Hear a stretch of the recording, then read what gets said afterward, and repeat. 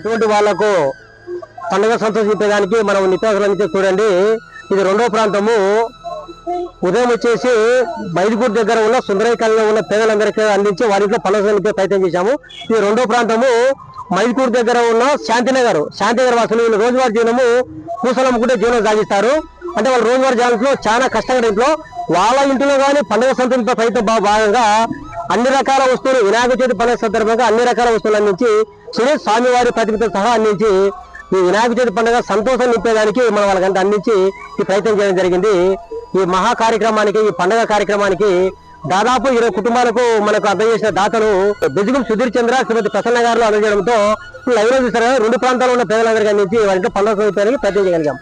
భగవంతుడు వీళ్ళ ఆశీస్సులు ఆ బెజుగుం సుధీర్ చంద్ర ప్రసన్న దంపతులు ఉండాలి. అలాగే వాళ్ళు నిరంతరము ఇటువంటి కార్యక్రమాలు సపోర్ట్ చేస్తే ఇటువంటి పేదవాళ్ళ ముఖాల్లో ఆనందించడానికి మేము ప్రయత్నం చేస్తూనే ఉంటాం. అందరికీ తెలుపుతూ ప్రతి ఒక్కరు అందరం బాగా పండుగ చేసుకున్నాము, సంతోషంగా ఉన్నాం. Thank you. జై హింద్. ప్రసన్నమ్మ నువ్వు చల్లగా ఉండాలి తల్లి. నువ్వు పండగ మా సరికిచ్చిందే పెద్ద గొప్ప తల్లి.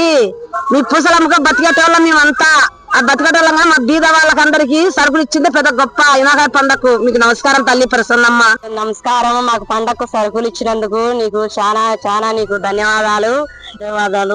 మాకు ఈ సరుకులన్నీ ఇచ్చిన దానికి పండగకు నీకు ఎన్నో రుణపడి ఉన్నాము. కానీ మళ్ళా నీకు ఎంతో పుణ్యము. దేవుడు మిమ్మల్ని మీ కుటుంబాన్ని చల్లగా చూస్తారు.